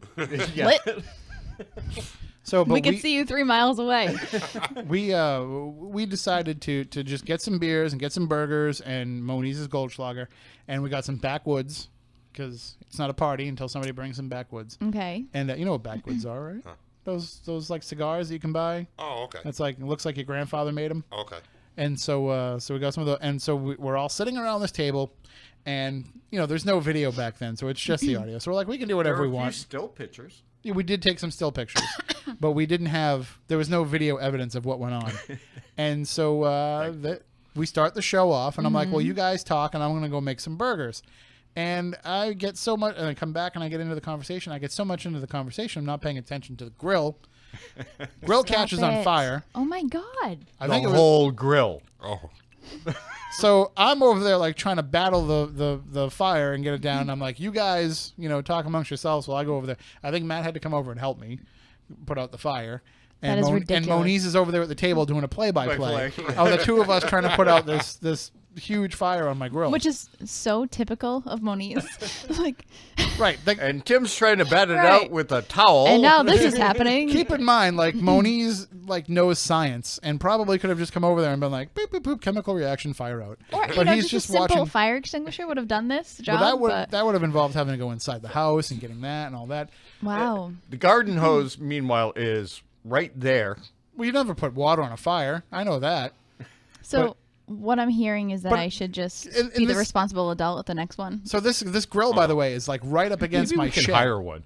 It's right you up know against any? my wooden shed. And if anybody's ever seen my shed, I'm sure if you've seen the original Spooky South Coast promo pic of Matt and I, you've seen my shed. Right. And I haven't painted it since. It still looks that way. And so the grill is right up against it. And I'm like, we're going to lose this shed. And there's like gas inside. There's like gas cans inside, which, stupid me. You really shouldn't keep your grill next to your shed that has gas cans inside. Lesson learned. But so Wow. we're battling this fire and we finally get it out. And just from there, we're like, okay, this show has already gone to hell, so we're just going to let it go wherever it goes. Flames and all. And so we get a Okay. little buzzed, a little more than buzzed, and we just start opening up about our paranormal experiences growing up and why we were interested in this, and people responded to it, and it became one of the most popular shows that we ever did. So everybody asks us, when are you guys going to do one of those again? And the thing is, like, if we're going to do it, I really want to do it in a place where we can invite everybody else, where people can come and join us in the fun. And we can actually have, maybe we get somebody to come and maybe we charge tickets and, you pay for your food. We get a caterer. But still, the bottom line is we'll still get drunk and talk about ghosts. So Well, I was thinking like campground type of thing during the summer. we could probably come up with some sort of a plan. So we'll I'm work not on sitting in your backyard. that. Well, no, we can't bring that many people to Moniz's house because somebody will hit a landmine. Probably. Yeah. And we don't want to be responsible No. for that. But things come out of the woods late at night at your house, and I don't want to be a part of that. What? The coyotes, the fox? I remember driving up your lane. Oh, the coyotes? And that giant coyote just stopping in front of my car and staring at me. We had a standoff for a little while. I want to say about 10 minutes. You had the car. His name is Wiley, and I feed him Okay. cheeseburgers. I'm sure you do feed him, just like I've watched you feed. I was feeding chipmunks by Yeah, the hand in yeah. your yard with Sitting Doritos. on your shoe. He was sitting on my shoe, and I was feeding him right out of my hand. He was very friendly. Yeah. I'll take that. I don't want anything That's not larger. That's not the craziest thing he's ever fed at his house. I'm sure. I feed Listen, myself all the time. I was gonna say. I went there one time and he had Grant there, Yeah. yes. just holding meat from the smoker. Like, come on, Grant, come here. Oh, good Grant. Oh No, but gosh, it was the first time I met Grant was at your house. that's funny. One of my favorite stories about Jason and Grant, since we brought them up, is thankfully I think one of the coolest shows we ever did was, speaking of Mount Washington, when they were doing an event up at Mount Washington. They were doing it on the night of their Beyond Reality show, when they used to have the original Beyond Reality show. Yep. And so they couldn't do their show because they were going to be up at Mount Washington, and we found a way to rig it up so that they could actually broadcast Beyond Reality over Spooky South Coast. Yep. And so we were able to pull that off. So that was a pretty cool thing. But I think my favorite Spooky South Coast / Jason and Grant story was when we got invited to, what was it, the season 3 premiere, Yeah. and they were having a party at Twin River, which is a casino in Rhode Island. And so they're having this big party where it's a good dinner, nice Yeah, roast beef dinner, and everybody was, people were paying to get into this thing, and they got to watch the first episode of season 3 before anybody else did. And of course, Jason and Grant were there, Steve, Tango. Josh Gates' show was also premiered there. That's right, too. Yeah. That was the very first night of Destination Truth. Yeah. And was he there? I don't think he was there. I Probably think they just not. showed the show. Yeah. But so we have to go to this thing, and Moniz is getting out of work in what was it, Canton at the time, so up near Boston, about 45 minutes from Wareham, and Matt and I are waiting for him to come and pick us up, and he shows up, and we had literally 35 minutes to get there, and this is probably for the normal person it's an hour drive from Wareham to Twin River, because it takes about 40 minutes to get to Providence, and you got to go around Providence and down another road. So we're thinking, it's going to take about an hour to get there. And we're like, Moniz, we're never going to make it there in time. Like, we're never going to make it in time. And Moniz shows up, and at the time he had his original Mercedes. And then he says, don't worry about it. We'll be fine. No, there's no way we're going to make it. From my house, which is like almost in Plymouth, to Twin River, it was something like 25 minutes. Oh, wow. We are in the back of the car. Matt was looking out the window. You were in the front, right? I know I was in the back seat, and I had my head down. Because this guy is just flying down the road. I'm like, oh my God, we're going to die. But I thought it was kind of funny that we were trying to go to ghost hunters, and we were going to be ghosts by the time we got there, because I thought he was going to kill us. But we made it, and we made it in time. And then we knew that I still remember when we pulled up and we saw Jason and Grant's cars side by side. Yeah, the Gave us a matching cars. good chuckle. Oh, both of them? They had both SUVs there? They were not SUVs. Oh. I don't want to embarrass anybody, but they were driving Mini Coopers. Yep. Can you imagine Jason in a Mini Cooper? No. But that's what they had. So Can you imagine you in a Mini Cooper? Me? I can't even imagine myself in a I'd Mini be Cooper. like, And I'm the shortest that'd one be like here. a clown car for me. I'm like the shortest person here, and I can't even picture myself in one. But so that was a very fun experience as well. But I want to take a minute here to thank all the people, not only everybody that's joined us over 12 years. I mean, look at the chat room right now tonight. We've had dozens of people in there over the course of the night, coming in, coming out, staying in. They join us every Saturday night. They hang out there. They talk to each other. They formed friendships with each other. They keep us in line. They shoot us some questions. We try to pay attention to them, but usually we don't. And so it's become a nice family there. And of course we have our spooky crew around the world, people that listen to this show every week. But there's some people that have been here since the beginning. Mm-hmm. That I want to thank those people. I mean, I remember back in the old days, the very first episode, Luann calling in, Luann Jolly calling in. She had been waiting for something like this to come on local radio, and she was a caller on our very first show, and she's become our friend over the years, and just from the very beginning, being somebody that was willing to call in and share with us, and Chris, I'll say her last name. Chris Oliver has been one of our biggest fans since the very beginning. She's called in over the years as well. She always sends us little mementos to let us know she's thinking of us, and she always shares with me stuff and ideas to pursue that I don't always get a chance to pursue, but she's always out there looking for things for us to check out. And I still remember the very early beginning. Gotta give a shout out to Carl, because Carl made the very first Spooky South Coast fan site. There used to be a website, sscfan.com, where even though we were putting the shows up on our website and putting things up on our website, Carl was keeping this website going with stuff about us and stuff that people were posting about us. And so he was a huge part of the show in the early years. And Craig Anderson, who was inspired by our show to start Our History Project, which has gone on to do great things for keeping history alive in the United States. And him running a website where he was putting up a lot of our stuff and getting the word out there. So we've been lucky enough to have some people, some listeners who have become part of the Spooky Crew over the years. And every listener is part of the Spooky Crew, but some people who have really kind of stepped up and helped us out in ways that we never could have grown to the way that we did if they hadn't done that. So big shout out to them. Does anybody have anybody else that they want to thank that they can think of off the top? I mean, I want to thank everybody, so I don't want to leave anybody out. But In the early years, remember Christine? oh, the original Icy Air caller. Yes, Yeah. I wish she would call back. I see here. I have my suspicions that she She calls was during the actually- week, but with a different name. She was entertaining, but she actually had some pretty good points. A couple of salient points in between the, I'll call it eccentricities that she would, So she called us up and would tell us that all her and I wish Stephanie had been here at the time, but we didn't even know Stephanie at the time. But she would call up and say, all her life she had seen air. And I'm assuming that she means she had been able to see auras. But she would call up and share these stories with us, and she told us a story one time about a missing turkey pan. Yep. I remember that all of a sudden, I guess she had had a vision of where it was or something, and she was one of our frequent callers in the early days. She called pretty much every week, but we just haven't heard from her for years. And I thought that was weird that the light just came on in there, but it's Tim Dunn. Oh, I was like, please tell me that's a real person.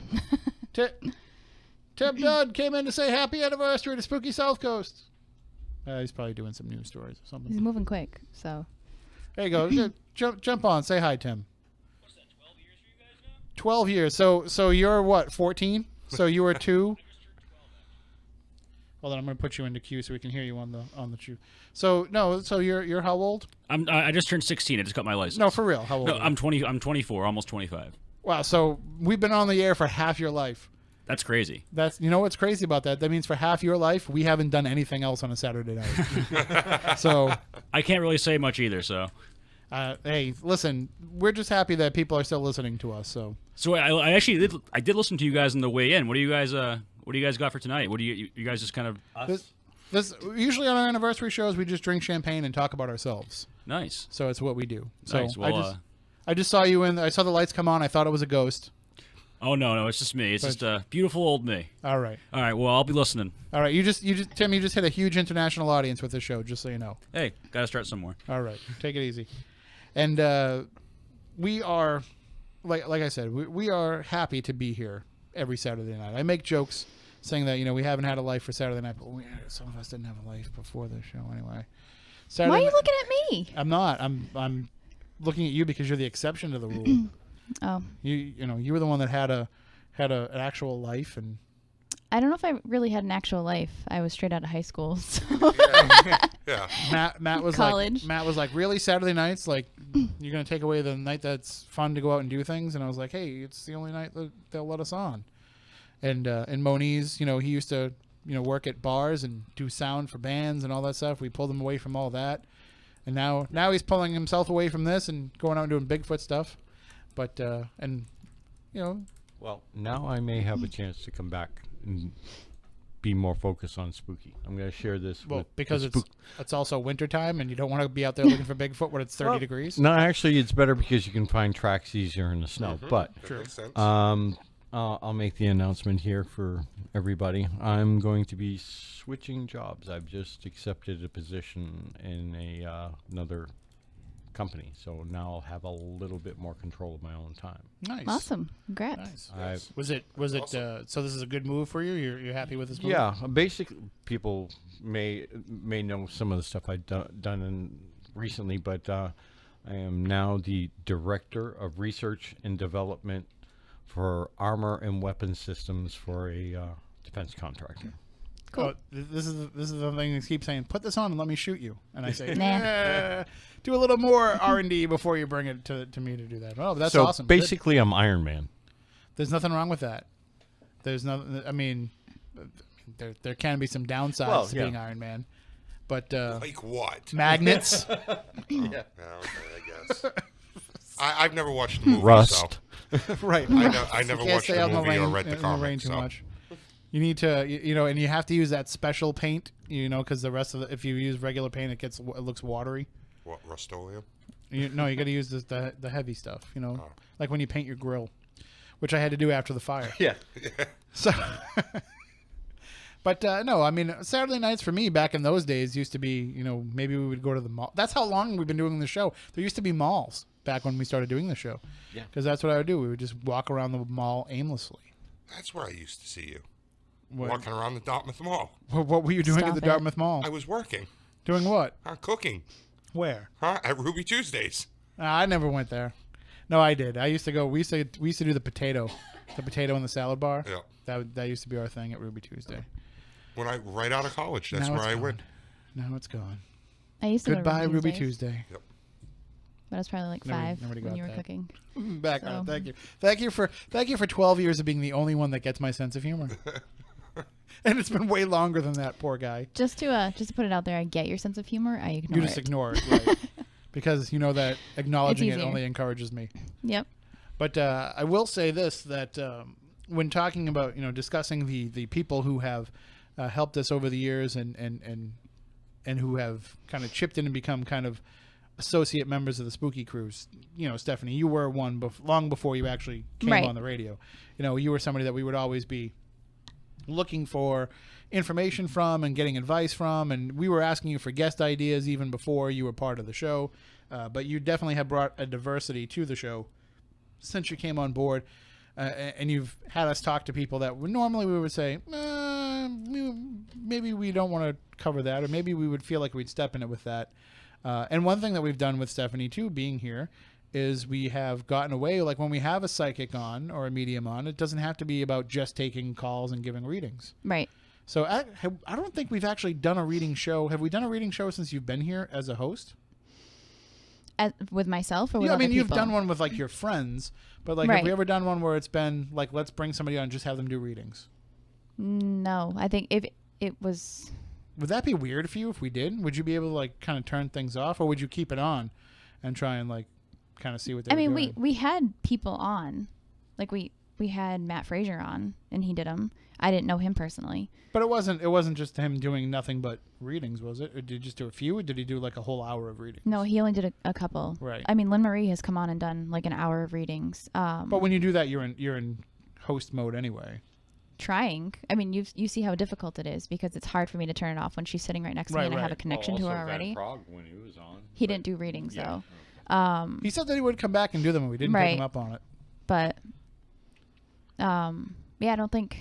I think it'd be worse for me like in studio having someone that I know, like Lynn Marie, doing it, then I tend to tune in. But we have not had a medium on. So you think it'd be weirder to have? It's weirder for you to sit next to somebody doing it that's a friend of yours. Yeah, because I already have that's the harder for you to than them. if somebody just comes on the phone that you have no idea of, that you might even be like, I don't know that much about them and if they're legit. So, I can definitely tell if they're legit or not for sure if I want to. We'll have to do it because we used to call those.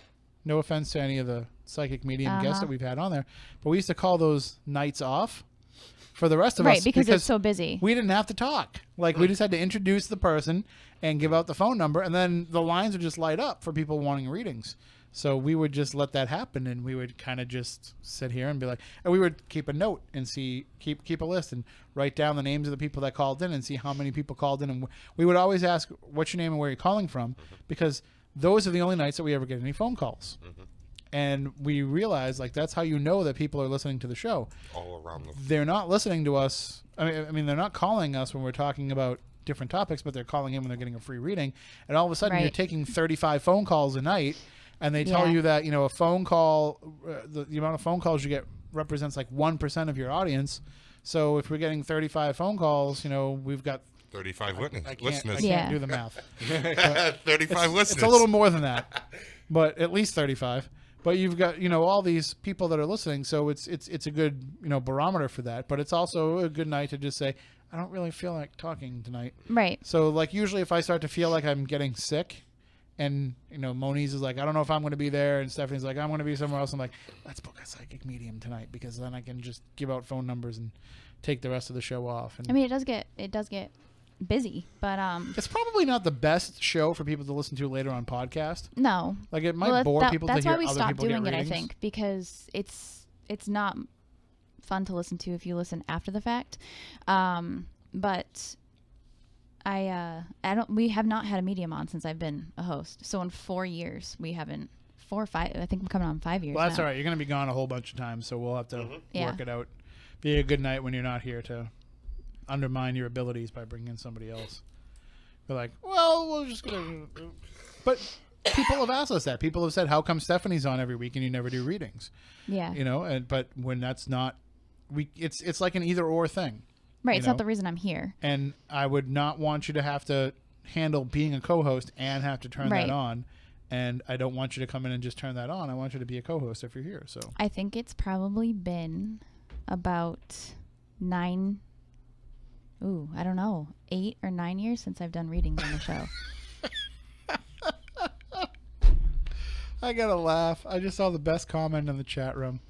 Yeah. Oh, read the chat. Read the post from Maddie that she just pointed out. I think Maddie's a girl. I'm not sure. I don't I want to. think Maddie's a girl. Did you really just say that? I think so. My YouTube is not working, but So boy, do I have some great comments on Facebook Live. Maddie72033 in the chat room. You can let me know if I misidentify. I'm not trying to assign assign a gender on anybody with what's been going on this station for the past week. But the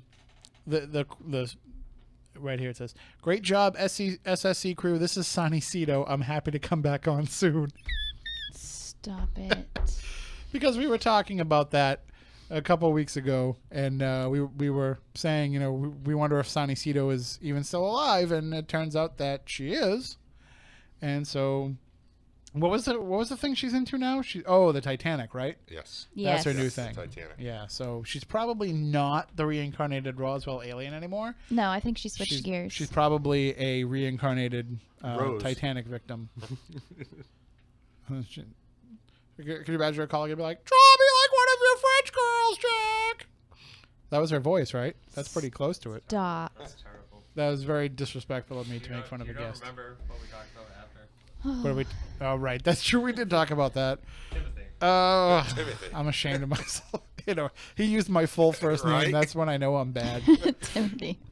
do you know my middle name, don't you? I don't know. Oh, I thought you did. Really? I don't know. Do you know my middle name? I don't count. I think I know, but I'm not sure. Is it your brother's name? It is my brother's Alright. name. Mhm. Yep. So it's Timothy Michael. Because you've yelled at me before and said Timothy Michael when you've yelled at me. So just the champagne. If I answered, it just wouldn't be fair. That's just your way of saying Jump that you in didn't there. It's ridiculous. Jump in What? there. It's ridiculous. know. Still going? Huh? I see it. Still going. Oh boy. Oh, we're talking about my Facebook Oh, yeah, Live we're feed. talking about the Facebook Element Live. 142. So far, I think Blink one. She's got some creepers going on Facebook Live right now. Oh, you do? bad, yeah. Oh yeah. Anybody I know? I have no idea. You'll have to go look at it after, but people are asking me what's under my sweater. What's under your sweater? How, a shirt. Well, You want me to show? no, I'm just kidding. I have a shirt. People are asking how low does the zipper go. Somebody asked where my eyebrows are and why I don't pencil them in. They're there. It's just bad lighting. So it's weirdo night tonight. Do you make them look that way, or is that the way that they normally are? That's normal eyebrows. I don't understand why people mess with their eyebrows. I don't understand either. Like I trim mine, like I have to. Otherwise, well, I'll mine look don't like grow like that. I'll look so. like Larry Hagman. No, I don't do anything. Oh, now somebody else is saying. Like seriously, like if I didn't trim my eyebrows when I went out in public, people would somebody would jump on my back and yell "Falcor" and grab on and try to fly away. Falcon. The Luck Dragon, he had pretty bushy eyebrows too. I swear to you, this is gonna be like one person on multiple accounts that keeps trolling right now. It's gotta be. I don't, It's really this is gotta crazy. be. This is like the prank caller. Hi, Porter. No, it's not. It's not No, him. it's not Porter. It's No, not this Porter. person's being really This is rude. horrible. Yeah. I kind of want to engage with this person. Go do it right now. Yeah, it's like this going person's live. like asking it's like it's the nonstop. zipper's low and what's underneath there, It's show like 4 us, different things accounts like already. Like I said, it sounds like Porter. that. No, it's not Porter. No, he would never. Listen, my phone's over here. Actually, who's been on their phone? Matt Coster Matt. over there. What are you doing, silent assassin? I don't think anybody means anything by it, but knock it off. Don't be a jerk. Don't make her any more uncomfortable than we already make her feel. Yeah, you already. We do a good enough job. You definitely Mark do. just mentioned in the chat room that we haven't had any snack talk tonight. I tried with the damn cheeseburgers. I know, nobody but went all for I it. can think about is cheeseburgers. I tried now. mentioning Bert before when she used to bring in like the gummy bears and Swedish fish and I have a whole 3-pound bag of gummy bears in my car. Do not doubt me. whoa, why We're are gonna they need not some of in those here? after the show to And, soak up the champagne. and I when are you just- gonna stop bringing in sugar cookies? Stop it. Who brought him? Who'd allowed him in? Well, That I would mean, be him. That I did tell him he could come, but I assume that when he asks if he can, that he's already discussed it with you. So Yeah. You're the boss, anyways. Yeah. So You're the what- executive producer. Executive producer. Exactly. As you kick can him see, out. I keep great control over the show. I dubbed it what Spooky Snack Coast last year. Yeah. because all we talk about is snacks. But you know what? When you're in the dark for like 8 hours and you're investigating and you're trying to get spirits to talk to you, snacks are important. Since we haven't discussed snacks. Yes, we don't want any tummy rumbling coming across as, no, but Satan sometimes the eating snacks heat. can cause that. Since we haven't discussed snacks yet, 12 years of Spooky South Coast. Yes. In all the years that we've done this, whether it be something that we've had on the show, whether it be something we've had at an event, at an investigation, at a convention, at anything, it can be a snack, it can be a meal. Best thing that you've eaten associated in one way or another with Spooky South Coast. Stephanie, I don't want to go first. All right. John, All right. you can go. I'll go last. You were a pretty big fan of your meal in Provincetown. Yeah. Yes, I do have to say that. You did enjoy that very much. Well, actually, even though I liked the meal at the second restaurant, I think I enjoyed the pizza place the most. But was that the food that you enjoyed or the atmosphere? The atmosphere, because it was just funny watching me and you walk into that place and realize where we were, how we were sitting down together, and what people were thinking. Right. You know? I'm glad everybody that thought. was a funny I'm glad weekend. everybody thought I was with the biggest guy in the room. Yes. That's amazing. Yes. Moniz, how about yourself? Is there a favorite food that you can remember? I'm pretty partial to that first event we did there at Lizzie's where we catered it. That food was actually that was all Matt Costa's doing. That was actually very, very good. People That talked was about that for a long time after that. The autumn pork tenderloin with the stuffing and the. I thought he did just as good of a job too with the first Fearing Tavern one where we had the full out Thanksgiving dinner. Yep. Hey, speaking of which, it's nothing to do with anything, but Brock, who is a listener to the show, he mentioned to me that at Plymouth Plantation in the fall they do an original meal from Pilgrim era, like where they serve Pilgrim style food. I totally want to go to this next year, so if anybody's game and wants to go, Can you actually, like, they'll allow you to buy tickets and you can eat it? And yeah, it's like $65 or $80 or something, but you go for the night and they feed you like a big Pilgrim meal. Like I'll show you the menu online afterwards. It's crazy. It's like stuff that you've never heard of. So it's That's not like weird. a typical turkey squash. No, No, it's Pilgrim no. They era. do that too. Hello, turkey is Pilgrim era. They didn't eat turkey. They do They that didn't? too, but I'll show you the No. menu online Deer, later. lobster, and Yeah. several other things. Oh, Matt, wow. do you have a favorite food associated with the Things you show? know. Well, deer would be okay. I've had that before. I'm a big fan of pizza, so every time we Yes. have A lot of good every pizza. time we have an event, nothing is satisfies hunger after listening to Tim talk. Then Yes. then some bread with cheese and sauce. I love What it. he does is he It's waits delicious. when I start to talk too much. He's like, "Here, come have some pizza," and he lures me away from Right. from the focus of the group. I'd have to say, we've had a lot of good things over the years. We've had some great cannolis. Oh, cannolis. Yes. We've had more Swedish fish than any human being should ever consume, but we're not going to stop now. Mm-hmm. I mean, Arlene D'Agostino's brownies I are say- fantastic. I kind of miss the blondie brownies. Used to have it every single event. So do I. I haven't had those in years either. Those are really good. What Why else? don't you make some blondie I brownies could next definitely week do that. Why next week? to bring them in for all of us? I'll to make have? them. I'll be I in mean, Florida. that meal that we had at the at Tavern on the Main, that was outstanding too. I loved I was that. a big fan of that. I love the prime Tavern on rib the Main, though. that they make. Yeah. Oh, I had fish and chips there. Oh, Turner Seafood when we went to Salem Con last Meh. year. Oh, Yes. that was Even good. even the, like you said, even the thing down in Provincetown, Provincetown yeah, with that the food. seafood that we had. That was fantastic. Yes. Oh, it's hard for me to decide. Tough call. But I think Did. my favorite thing that we've ever eaten associated with Spooky South Coast, even though I didn't necessarily enjoy the experience, but I think when we all took shots of hot sauce on the show, I think just because that was such a I was weird not thing here to for do that. on the radio, and it was rough. I'm not gonna lie, it was rough, and I didn't plan out the fact that after I took the spoonful of hot sauce, I had to talk into a microphone, and it took my breath and my voice away. And if you go back, I think there's video of that.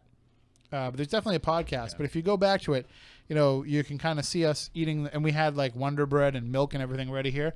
But you see me just immediately be like, "All right, we're gonna take a break. We'll be right back," because God. like it had taken that much of my voice away. So, but thankfully it came back, and we've had many years of the show since, and we'll have many after that. We're out of time. We're out of I was gonna time. say we forgot to bring up the the old timey radio show that we did. That was a lot of fun. We definitely have to do another one of those again. So thank you all for being with us for the last 12 years, and hopefully you'll stick with us as we do, maybe 12 more, maybe less. I don't know, but we're going to keep coming back here and doing the show. Thank you for all your support over the years. We've enjoyed every minute, most minutes of it. And we look forward to bringing you more paranormal talk each and every Saturday night. So until next week, we want you all to stay spooktacular.